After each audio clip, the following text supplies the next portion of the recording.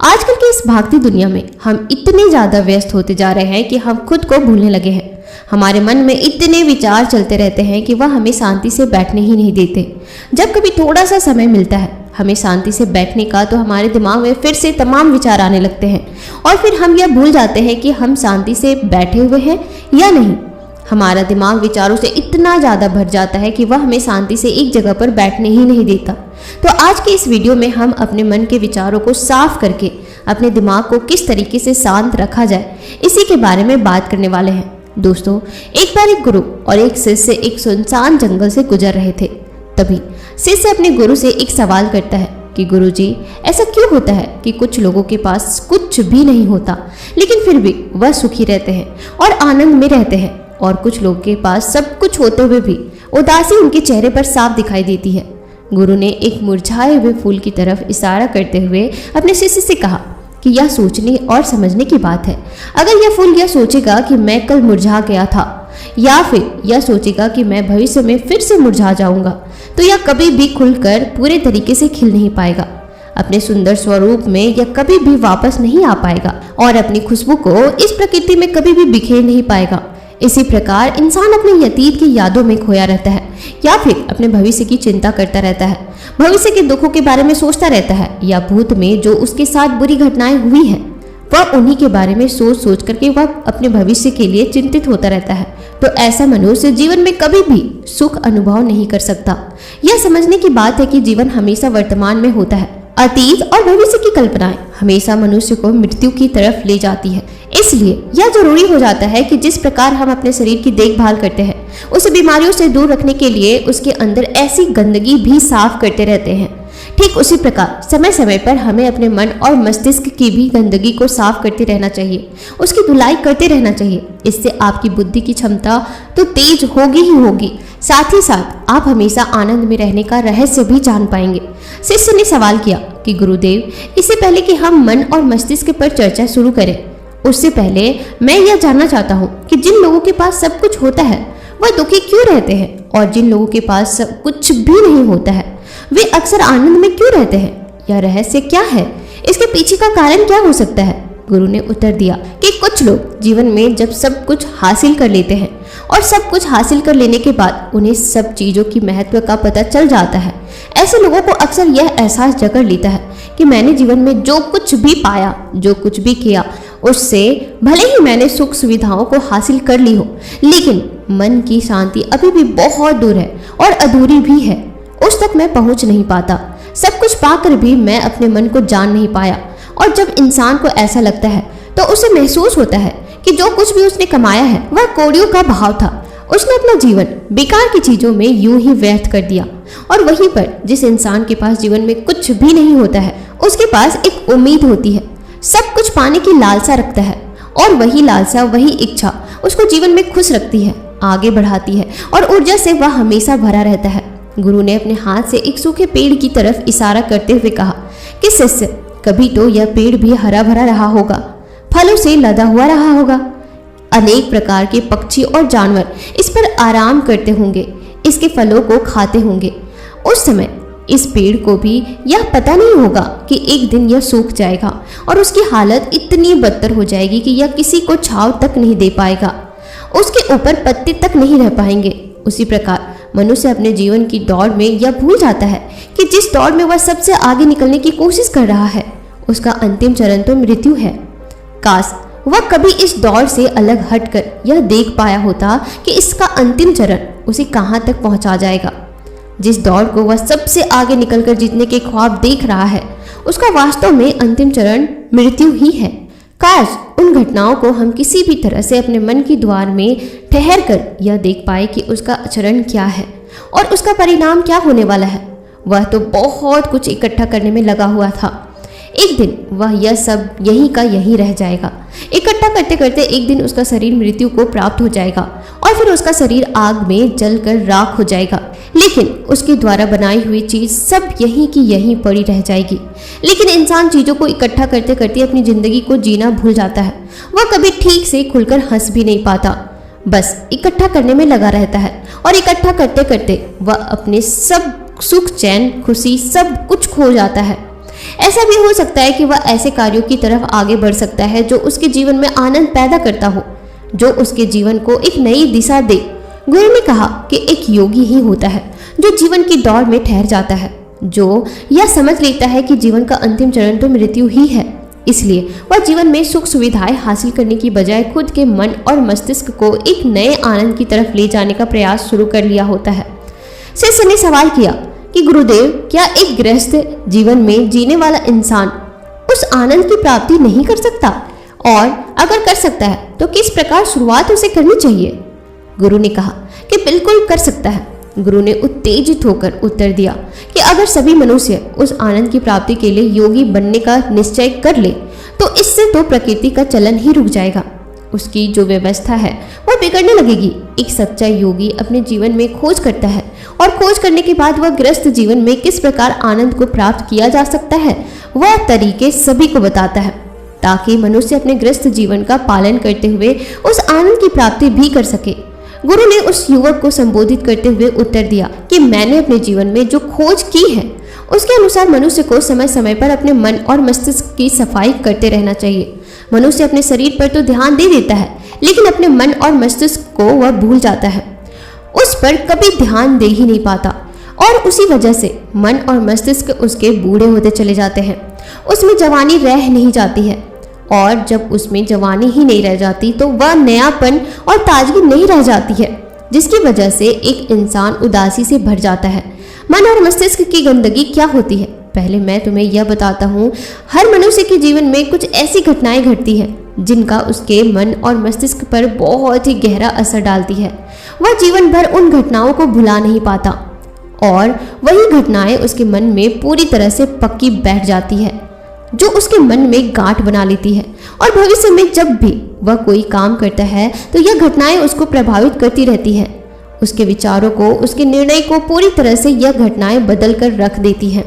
ऐसे मनुष्य की दृष्टि भी भ्रमित हो जाती है। वह सत्य स्वरूप को देख ही नहीं पाता। वह उन चीजों को उन घटनाओं से जोड़कर भ्रमित तरीके से देखता रहता है। उदाहरण के लिए, अगर किसी बुरी आंखें वाले आदमी ने आपको धोखा दे दिया है तो आप जीवन भर बुरी आंखें वाले आदमी को हमेशा धोखेबाज ही समझते रहेंगे। उस पर भी पूर्ण रूप से आप विश्वास ही नहीं कर पाएंगे। लेकिन समझने की बात यह होती है कि जिस इंसान ने आपको धोखा दिया है वह धोखा आपको बुरी आंखों से नहीं दिया गया है, वह इंसान के स्वभाव से मिला है। लेकिन उस इंसान के स्वभाव से हमारे दिमाग में उसका एक चित्र छप गया, उसकी एक छवि बन गई, और वह छवि दूसरे आदमी से जब हम संपर्क करते हैं तो बीच में एक दीवार की तरह खड़ी हो जाती है, और इसी वजह से दो लोगों के बीच गहरे संबंध स्थापित नहीं हो पाते। तो मनुष्य के लिए सबसे जरूरी यही होता है कि वह अपने आप को अतीत की घटनाओं से मुक्त रखे। उन घटनाओं से प्रभावित होकर वह दिमाग में किसी भी तरह की छवि ना बनाए। कुछ लोग इस बात पर यह सवाल खड़ा कर सकते हैं कि फिर जीवन के अनुभव किस काम में आएंगे, लेकिन समझने की बात तो यह होती है कि हम जीवन के अनुभवों को भी भ्रमित तरीके से जान लेते हैं, सही तरीके से उनसे सीख ही नहीं पाते। शिष्य अपने गुरु की बातों में इतना खो गया कि चलते चलते उसे जंगल के रास्ते में पड़े हुए कांटे दिखाई ही नहीं दिए, और अचानक उसके पैर में कांटा चुभ गया। गुरु ने उसका कांटा बाहर निकालते हुए उससे पूछा, यह कांटा तुम्हारे पैर में क्यों लगा? इसके लिए तुम किसे जिम्मेदार मानते हो? गुरु ने कहा कि तुम मुझे भी जिम्मेदार मान सकते हो, क्योंकि मैं तुम्हें यह बातें सुना रहा था, या तुम खुद को भी जिम्मेदार मान सकते हो कि तुम मेरी बातों में इतना खो गए कि तुम्हारा रास्ते पर से ध्यान ही नहीं रहा, या तुम इन पेड़ को भी जिम्मेदार मान सकते हो जिन्होंने यह कांटे इस रास्ते पर बिछा दिए।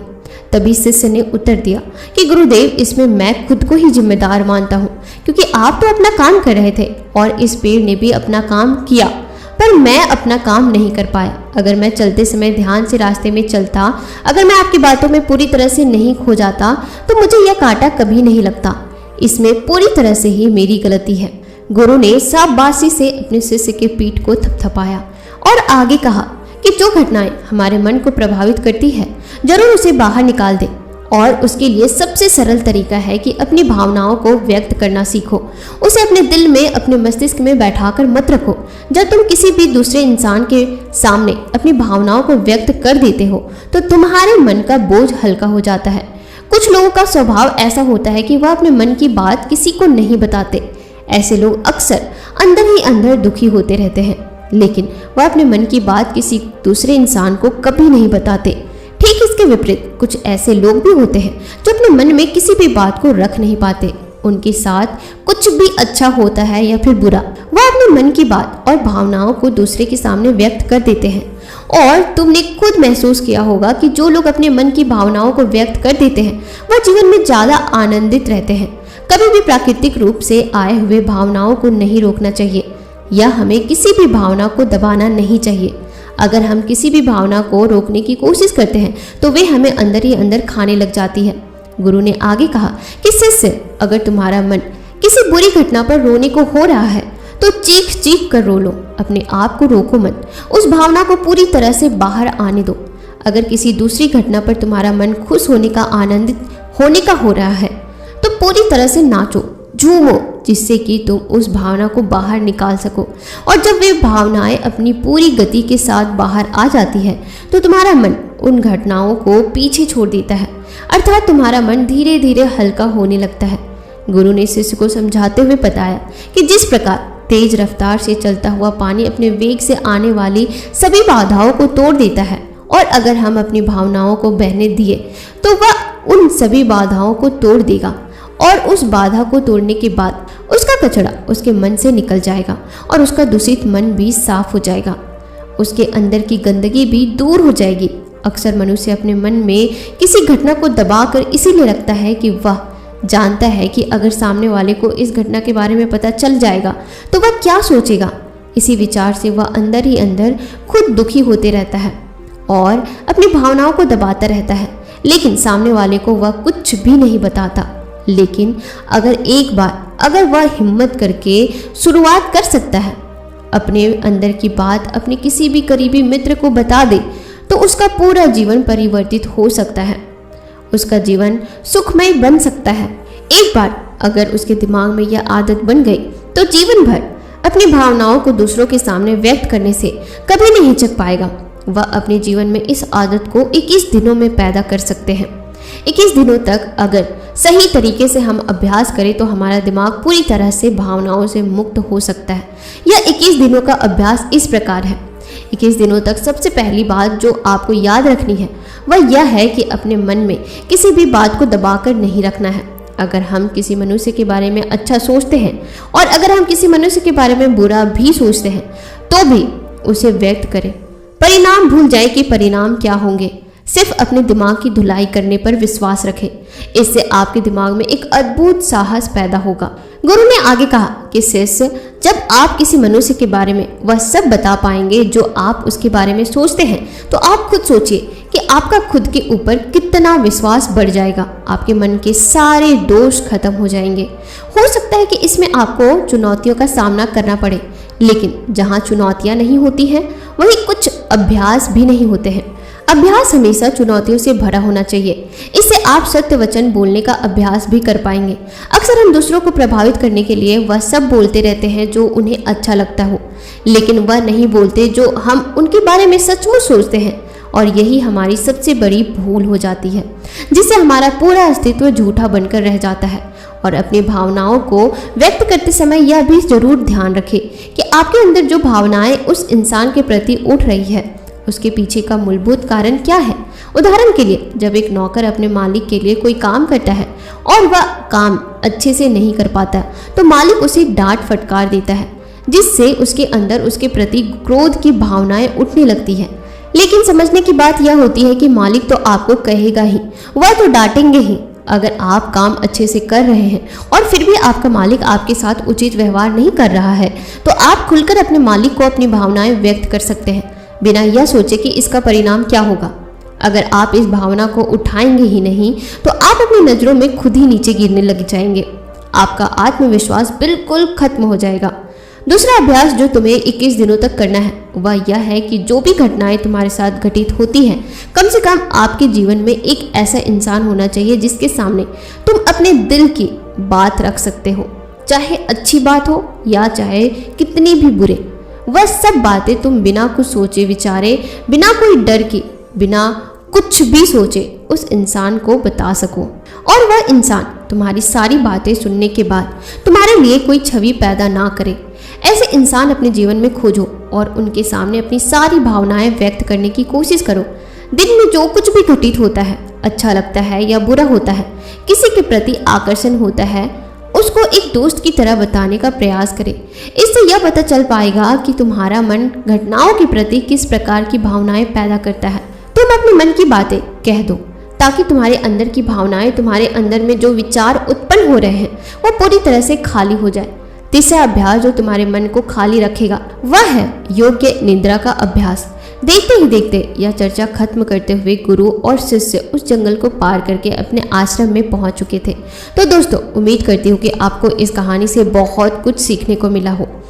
आपको यह वीडियो अच्छा लगा हो तो इस वीडियो को लाइक कर देना, चैनल को सब्सक्राइब कर देना और हाँ, इस वीडियो को उन सारे दोस्तों, परिवार वालों या फिर फैमिली वालों को जरूर शेयर करना जो सिर्फ दूसरों के बारे में सोच सोच करके परेशान होते रहते हैं, अपने दिमाग की गंदगी को नहीं निकाल पाते हैं। वह इंसान बस आज की भाग दौड़ की ज़िंदगी में इतना खो गया है कि आराम करना भूल गया है। आपकी एक शेयर से किसी इंसान की ज़िंदगी बदल सकती है। कोई बुरा इंसान अच्छा इंसान बन सकता है।